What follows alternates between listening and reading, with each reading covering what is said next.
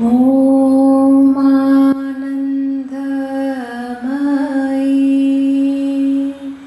Chaitanyamayi Satyamayi Parame Om Anandamayi Chaitanyamayi Satyamayi Parame Om Anandamayi Chaitanyamayi Satyamayi Parame Om Anandamayi Chaitanyamayi Satyamayi Parame.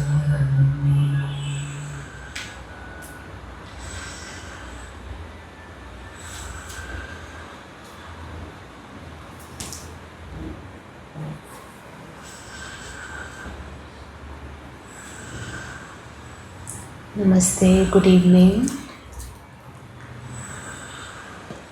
In the past, we have done few of such sessions, eternal moments with the mother. I named this eternal moments with the divine because we'll be talking about experiences of sadhaks with the mother and Sri Aurobindo. So basically, it will be more of a reading. I've collected some of the experiences, anecdotes in the ashram.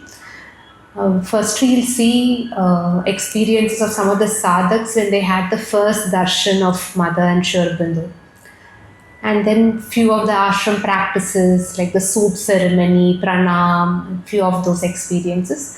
So this is going to be, we try to make it like a meditative reading, and we will picture ourselves in that scene, and like we are having that darshan of Mother and Sri Aurobindo. So the first one is the experience of Amrita. So he talks about visiting Sri Aurobindo's house. It was for the first time I got up to the first floor of Sri Aurobindo's house. In the long veranda overlooking the wide courtyard below, there were big windows giving a wide view southwards. All the doors of all the rooms were open. Everywhere and on everything there fell an all-revealing light. Nothing but light. Nothing was seen covered or screened. Nothing was unrevealed. No spot hidden from light. My heart too unwittingly, with no doors to close or conceal anything, free of confusion or perplexity, wide open, soared up in sheer delight. I was in this state, and Sri Aurobindo stood there, his eyes gazing southwards. His small feet appeared to my eyes as two red lotuses. His hair partly hung on his chest, partly on his back. It was still wet from his bath, water dripped from its ends. His bare, broad chest shone in great beauty. His divine gaze did not yet turn towards me. His small feet appeared to my eyes as red lotuses. Vijayakanta got up first. I followed him, reached the head of the long corridor, and as I just stood there, Sri Aurobindo was about 20 feet away, turned his eyes upon me. Whether I walked to him or took a leap to him, I do not know. What I remember is that a lamp was lit everywhere in me, and I was in a spontaneous and automatic movement. In front of me, an intense celestial beauty.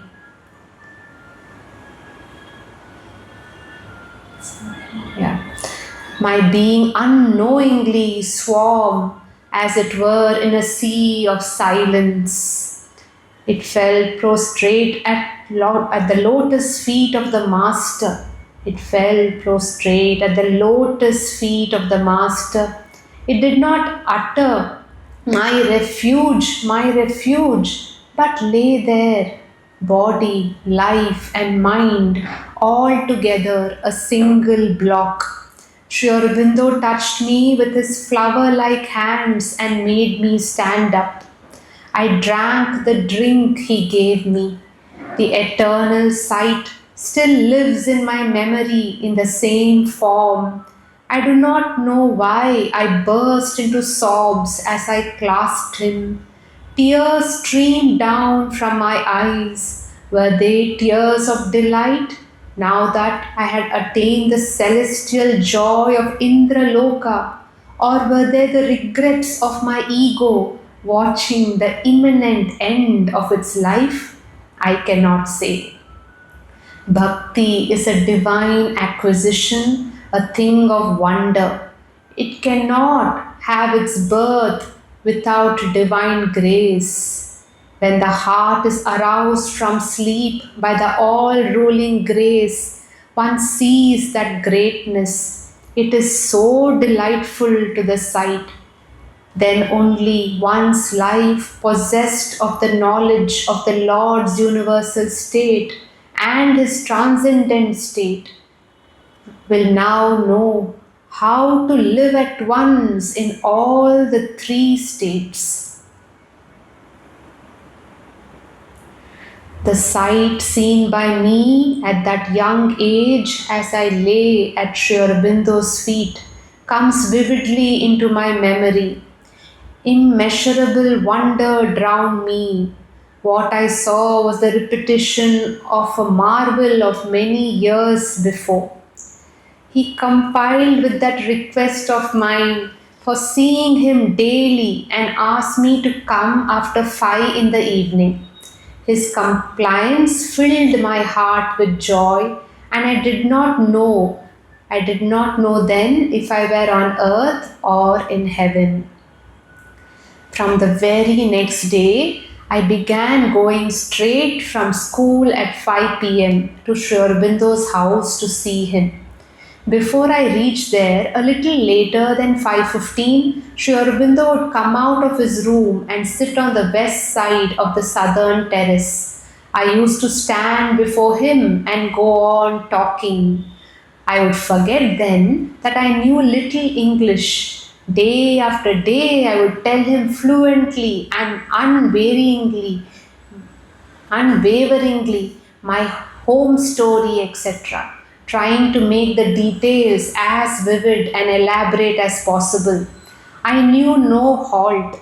In his presence, my heart would flow out like an undammed flood, either out of deep love for him or inspired by his supreme grace. It cast aside all human measures of what ought to be said and what ought not to be said. Today I may venture to call it bhakti. At that time I did not know its name. My heart was full to the brim with the rasa of sweetness. Every day I talked with Sri Aurobindo from 5:30 to 6:30 and returned home. I played the role of a speaker. I poured out to him everything without exception. He would hardly ever put in more than a word or two. In this way, days passed into weeks, weeks into months. The feeling that because of this intimacy, his unfailing grace would hasten the change that had already been taking place in me cheered me up. Does ego possess any sight? It is indeed blind. I realized afterwards that his grace was equal, impartial, pure, as constant as an eternal truth. One day, at the beginning of September, I took up a copy of the first issue of the Arya from the table on the long veranda upstairs in Sri Aurobindo's house and started reading the first article of the series, The Life Divine, written by Sri Aurobindo, just loudly enough for myself to hear. I read it over and over again. Great thoughts, clothed in great words, I could not at all comprehend. However, it was sweet to read and reread it. It was as if someone else in me was comprehending all that was read. As I was reading, Sri Aurobindo came, stood in front of the table, and kept listening to my reading. When I put down the copy of the Arya and lifted my head, I saw Sri Aurobindo standing there. I told him that the reading was delightful, but nothing could be grasped. Sri Aurobindo heard all that I said and replied, "It is not necessary to understand it all at once. Go on reading. If you find a joy in reading, you need not stop it." Without being conscious of my relation with the mother before, Amrita is talking about the mother now. It's not a continuation of that experience. Without being conscious of my relation with the mother before and after my birth on this earth, I felt a child's love for her at the very outset. You can imagine young Amrita Da and Sri Aurobindo encouraging him, making him come every day. And Amrita Da's that intimate conversation, rather, he's just going on telling him stories of his life, his studies, his home and everything. And Sri Aurobindo is patiently listening for 1 hour.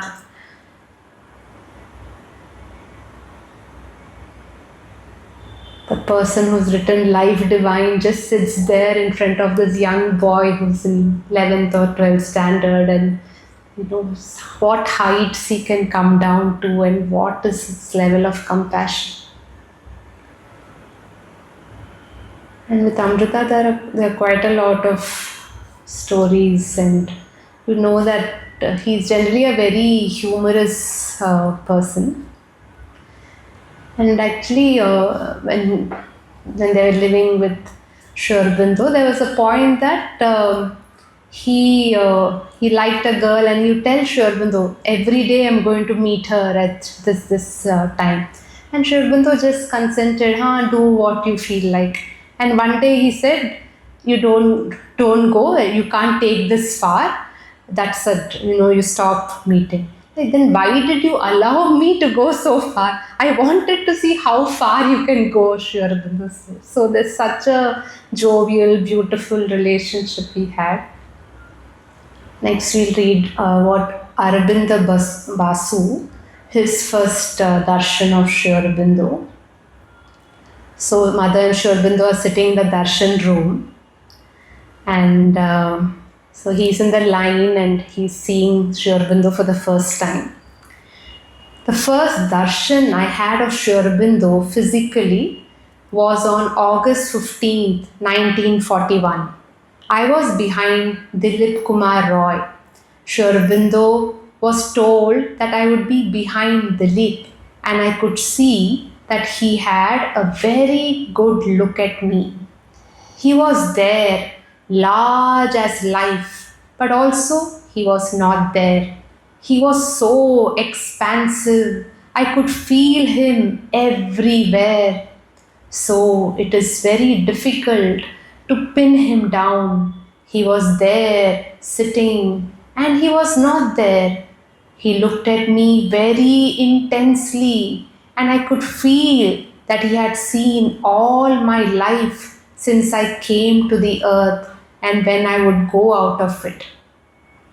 He looked at me very intensely, and I could feel that he had seen all my life since I came to the earth and when I would go out of it. I'm absolutely sure about it. He knows every detail of my life. This is not effusion. I mean it literally. He knows every detail of my life. There are experiences of other sadhaks when they first saw Sri Aurobindo. One person said he saw the Himalayan figure, like so majestic, so royal, and so vast. If you look at Sri Aurobindo's eyes, it's like you are carried into that infinity, into that vastness. And they would compare with the mother, and she would be, when you go there, there is this urge of transformation, like she's seeing you, like how he's narrated for Sri Aurobindo, that he knows every detail of my life. You stand there, mother will watch everything, like, like a human mother, and, how to lead this child, and, she's thinking of all that, how to transform and everything. And there's this urge in us to change, to give ourselves like that. The next one is Pavitra Das' first meetings with Sri Aurobindo. He talks both of mother and Sri Aurobindo here. In the evening, I met the mother. About the mother, I remember especially her eyes of light. The next morning, I went back and Sri Aurobindo received me. And it was he who spoke. He told me that what I was seeking, of course, I had explained to him my desire for liberation. I had told him that that is what I was seeking, not so much liberation from rebirth as liberation from myself, from the ego, from ignorance and sin, from falsehood, from all that makes up the ordinary human life. Liberation from myself, from the ego, from the ignorance and sin, from falsehood, and from all that makes up the ordinary life. He considered that what I was seeking, union with God, the realization of the Brahman, came first. As a first step, a necessary stage, but it was not everything.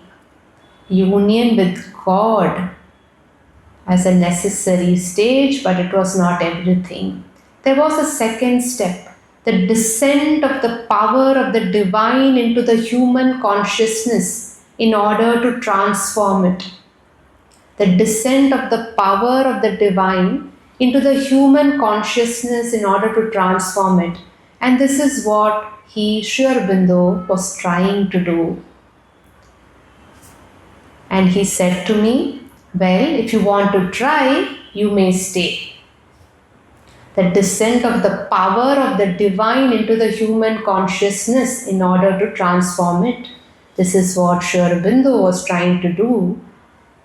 Well, if you want to try, you may stay, he tells Pavitra. I fell at his feet. He gave me his blessing and it was over. You see, a whole chapter of my life had come to an end. The search for the source of light, the search for the one who would lead me to the truth was over. Something else was beginning, the realization to put it into practice. Something else was beginning, the realization to put it into practice.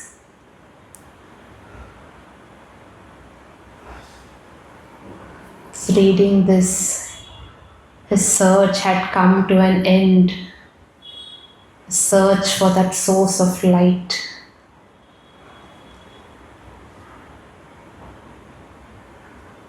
I was reading this book by Sham Kumari. She's written volumes, about 5-6 volumes. She has interviewed quite a lot of devotees, Ashramites. She wanted to know their story, how they came to Mother Sri Aurobindo. So each volume would have some 30 odd stories. So I read that one volume, And there are very interesting stories like how Mother Sri Aurobindo came to their life. Like one instance was a college going kid. He was standing near his professor, and the professor's wallet just fell down, and out of the wallet, Sri Aurobindo's picture just came out of the wallet. So this boy sees it, and he's also trying to help the professor pick up the wallet, put everything in place, and he gets curious. What face is that? I want to meet that person. Where is he? And can I ever have a darshan? And he gets curious and he asks his professor, and he leads him to Pondicherry. And Sri Aurobindo was there. It was much before 1950. It was there in his physical. So there are so many beautiful, like for that boy also, he may not consciously know that he's searching, but his past lives may have led him to that stage, to take him to Sri Aurobindo like that. Next is from Udar and Mona. So Udarda describes, we dressed in our best clothes and went upstairs and were led into the darshan room. Then I received a shock which I had not at all expected. It was my first sight of Sri Aurobindo, and the words that came into my head were, I have seen majesty at last. I have seen majesty at last. This word majesty had attracted me both for its sound and meaning, and I had often regretted not ever having seen it. I had seen majestic robes and crowns, but no majestic person. I think Udarda had his education in the UK, and he describes people as wearing majestic clothing, but the personality didn't have any majesty in them.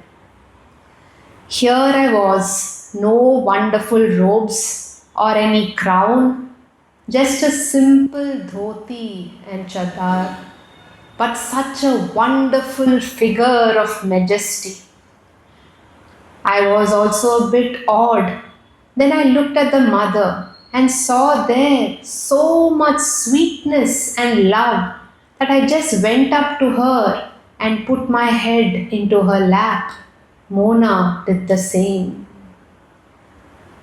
So much sweetness and love that I just went up to her and put my head into her lap. Mona did the same. I may mention here that our entry was specially noted by Sri Aurobindo. I saw that when we entered, he looked at the list and asked the mother about us. Then, after the mother had blessed me and caressed my head in her lap, I took up courage to put my head in his lap and felt his love and sweetness that went with his majesty. Then I put my head between them and both blessed me together. Such a marvelous experience. I feel I must share the thrill of it with others, so I write about it in so much detail.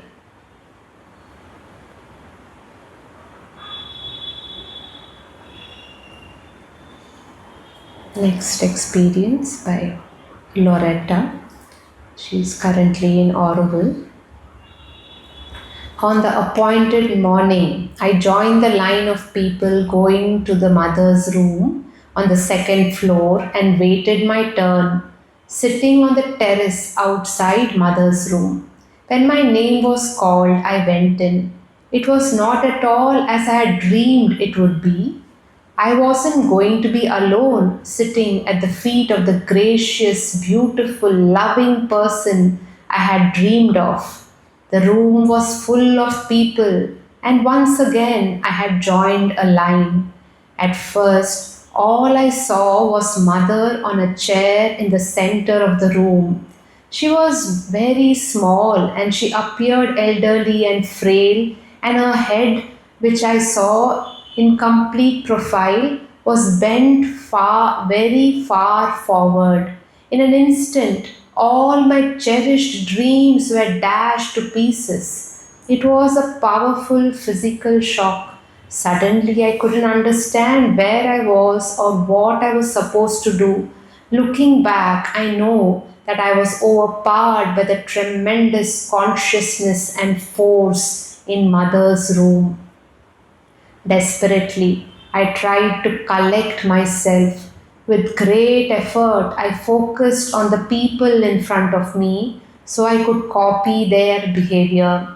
Each person knelt down in front of Mother and looked up into her eyes very intently. They seemed to want to look into Mother's eyes as much as they could. Then they put their head on Mother's lap. When my turn came, I knelt down in front of Mother and looked up into her face. My earlier impression of age and frailty disappeared. Mother was the youngest person I ever saw. She was shining as though there was a light inside her coming through her.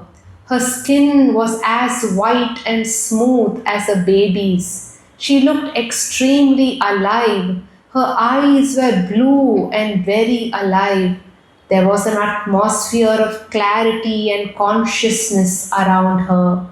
I gave her the painting of my experience in the playground meditation. She asked, "For me?" And I said, "Yes." We said other things inside. Her voice was lovely, light, and musical. Somehow, she knew I spoke English. The attendants kept telling me to put my head on Mother's lap. So I did, and she blessed me with a strong touch on my head, which I feel even today. For the first time in my life, I was home. For the first time in my life, I was home. I was going to stay here forever. Everything that I ever wanted was right here. I would not get up no matter what anybody said.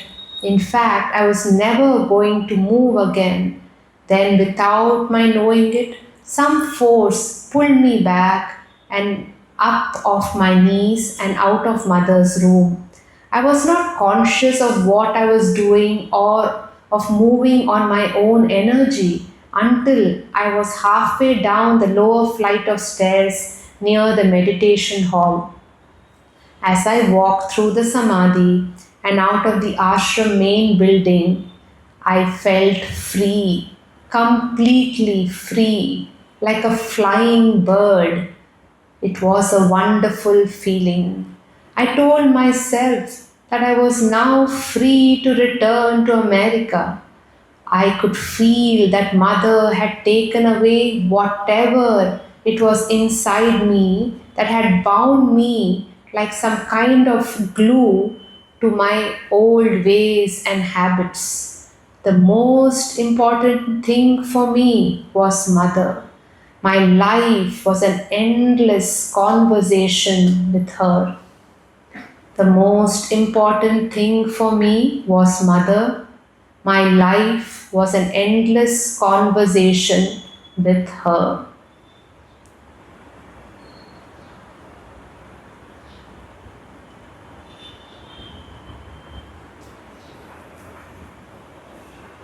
The next one, Narada describes his experience.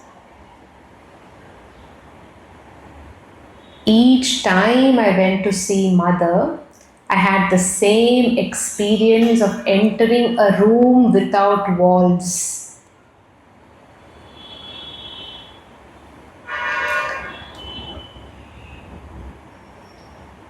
Each time I went to see Mother, I had the same experience of entering a room without walls.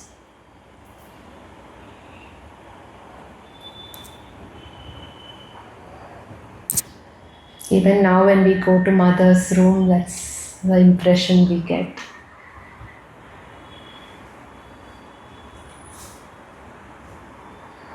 Narada tells something very sweetly. The gentle manner in which mother guided her children, as when she asked Dilip Kumar Roy a question and answered it too. Why do you think we are here? To please Sri Aurobindo. That is sadhana.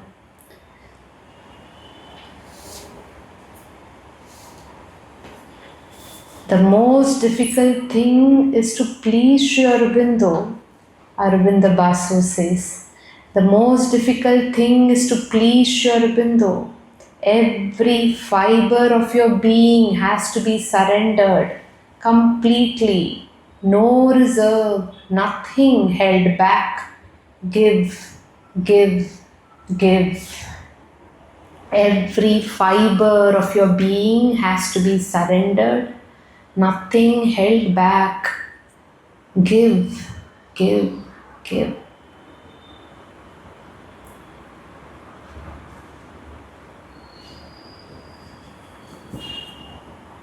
One of the talks I heard in the recent years. So there was this person who was sitting in Sri Aurobindo's room, and she had kept maybe some kind of an offering, something monetary to keep there in the room. And when she sat there, she was fumbling, she was looking into her pockets, thinking, oh, I'd got that offering, and I didn't keep it ready to offer. And, in this room, in this meditative space, I'm fidgeting and trying to take it out. As she was doing it, she hears a voice, she hears Sri Aurobindo. You are here to give yourself. You don't need to be frantic about the money which you want to offer, but you're here to give yourself. This is an opportunity to give yourself, a start of the journey to give yourself a little more. It's so beautiful. And we'll read Kirit Joshi ji's experience.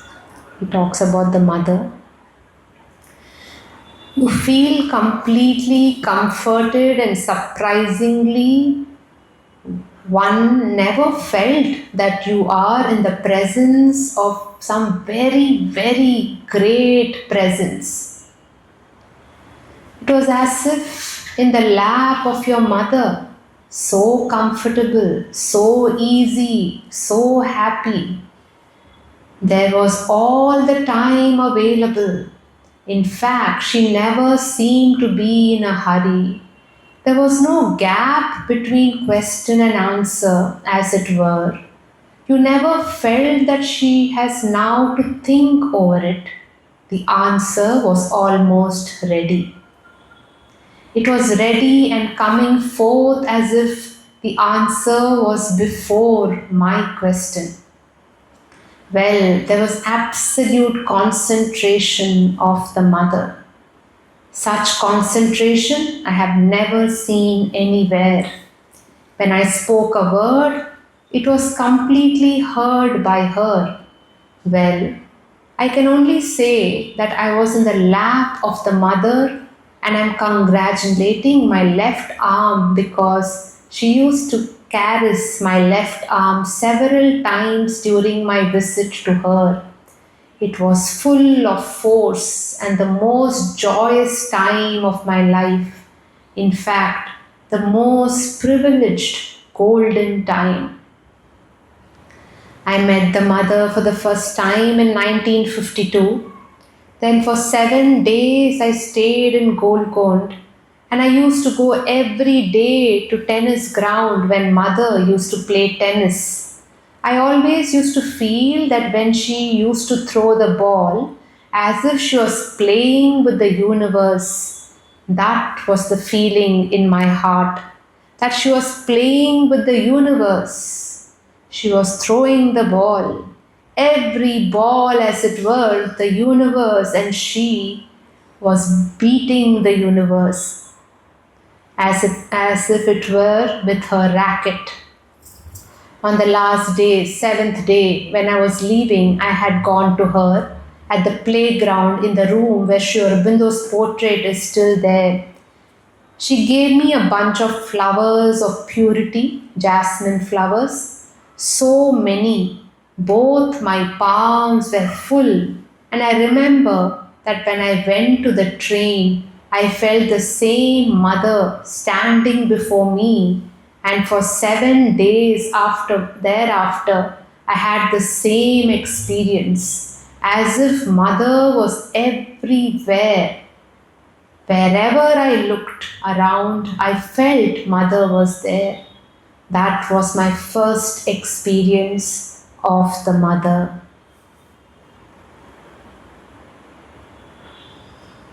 When he says here, felt that mother was never in a hurry and she had all the time for children. I think I narrated this before. So, she was working with a small child who was in her room and she's teaching some kind of art, painting, something. Around that time, one very famous dignitary, maybe a head of a state or something, he is waiting. And this child, in the process of learning, she spills some ink or something, and mother is busy cleaning, helping her clean and get tidy. Then somebody comes and tells her, this person is waiting for you. We can't allow such a great person to wait like that. And she's saying, this child has given her life to me. I don't care about that person having to wait, and I don't care about his position or anything. I am here for this child who has offered her life to me. So he can wait for some more time. So that was her reply. In another case, she had given the small child a cycle, and many years passed, and mother meets this child again, and she says, the cycle I would have given you, you must have outgrown it. I will give you a new cycle. Like she remembers like that.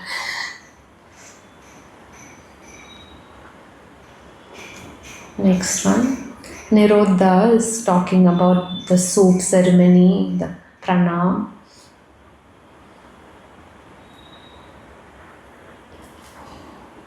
After taking her seat, she would close her eyes. Then her arms would stretch out and her hands spread over the soup vessel by way of channeling Sri Aurobindo's power into the liquid. Then her eyes would open and she would start the distribution. Some people used to see Sri Aurobindo's hands spread over hers in response to her call to him. After the ceremony was over, a grand spectacle used to greet our eyes. The mother would return to her room across the courtyard, which had an altogether different appearance. 2 sadhaks held a lamp and a censer in front of her, and some sadhaks followed her from behind. The rest of us would stand on the side watching her pass with a solemn gait, almost in semi-trance. Her resplendent face, with an enchanting half-smile, would fill the whole hushed atmosphere with a supra-physical ambience, eternal beauty wandering on its way, one could repeat with ease. The next ceremony of importance was the morning pranam, spiritually as significant. The atmosphere was quite different. Here the mother appeared nearer to our earth, near to earth's wideness, intimate with heaven. Near to earth's wideness, intimate with heaven. The pranam was held at 7:30 a.m. in the room now occupied by Bulla. A few of the sadhaks who had been in the ashram for many years would sit inside the room, and rest would come, do their pranam, and go away. Some would stand outside waiting to have the parting darshan when the mother returned to her room. We found her sitting upon a cushion on a low seat in a simple manner, clad in a sari, the head bare, strikingly different from her orbed majesty at night. Here she was quite awake, smiling sweetly, smiling meekly, and giving flowers and blessings. Here too I remember the one and only occasion when she spoke to me during our month's stay. We had asked her permission for sea bathing. It was a rule to take permission for all movements beyond the prescribed ashram life, so that her protection might accompany us. As she was going back, she saw us waiting outside and said in a sweet French tone, "You want to take a bath in the sea? Be careful. There are plenty of jellyfish here."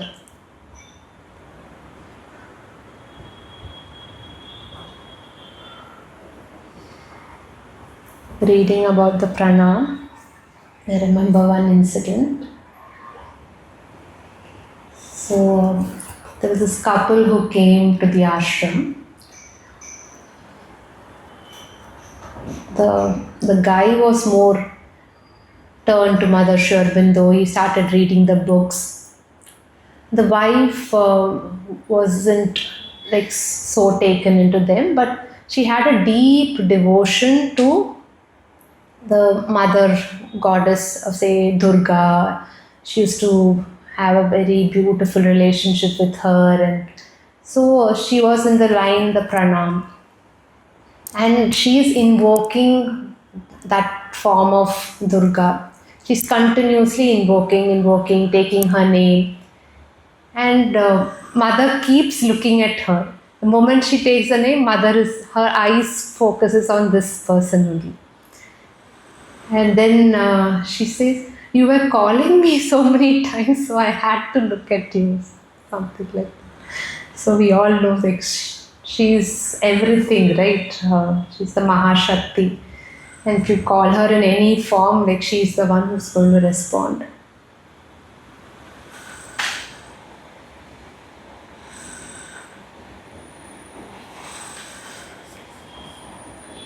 I was watching this video of mother giving out this darshan cards. There are some of these videos, right? That Anandamayi chant, and the last bit is it's a small clip of the mother.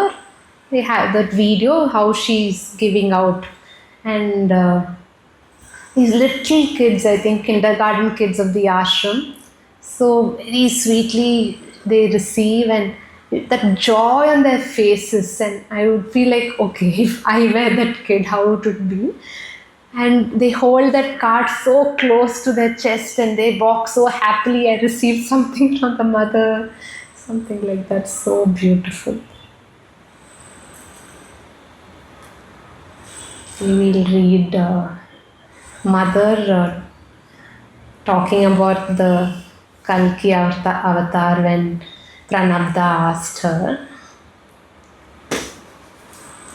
In the course of a conversation, I spoke to the mother about the Kalki avatar. Kalki was lame and he was supposed to come on a white horse holding an unsheathed sword. After ending the Kali Yuga, he would pave the way for the advent of the Satya Yuga. What was the meaning of the white horse, the sword, and his slight limp? Mother replied that the horse was a symbol of force and the white horse represented divine force. The unsheathed sword symbolized unhindered divine knowledge. But she could not tell me why he was lame. She said it was probably due to this collective suggestion from olden times that Sri Aurobindo too broke his leg. You probably all know how Sri Aurobindo hurt his leg immediately before the Second World War in 1938. The Asuric forces that were preparing to attack the earth through war first attacked Sri Aurobindo's body. Sri Aurobindo used to stay on the second floor room then. Mother's room was adjacent to it. It was Darshan day and very early in the morning, Sri Aurobindo was going towards mother's room to call her. There were several stuffed tiger heads in the passage. His dhoti got caught in one of them and he fell, breaking a thigh bone. Dr. Manilal, the ashram doctor, was informed and he came rushing to treat him. He put him in traction, setting the broken bone in correct alignment in order to help it join faster. In the meantime, Durai Swami fetched a well-known specialist. After examining everything, he said, "There's no need to inflict so much daily pain on Sri Aurobindo by keeping him in traction. This is the old method of treatment." And after removing the traction, he put Sri Aurobindo's leg into plaster. After a few days, it was observed that the two ends of the broken femur had overlapped instead of joining in the correct position. The condition was much more painful now. Any ordinary human being would have been screaming in pain in such a condition, but Sri Aurobindo remained impassive. From time to time, a gentle sigh or two would escape his lips. The specialist announced the bone has to set right with an operation. When mother heard about it, she said, "That's enough. Enough has been done. There's no need for an operation." It was on Sri Aurobindo's body that the adverse forces won their first victory. Or it could be understood in the sense that Sri Aurobindo took upon himself the first impact of these forces and thus saved the earth.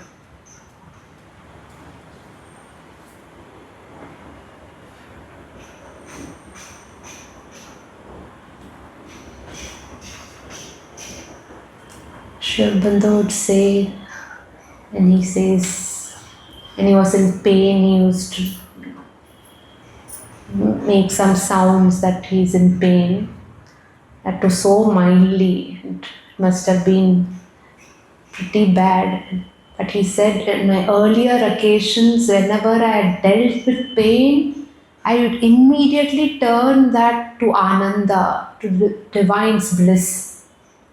But here I'm not able to do it that quickly. I'm working on converting this also to Ananda, I would say.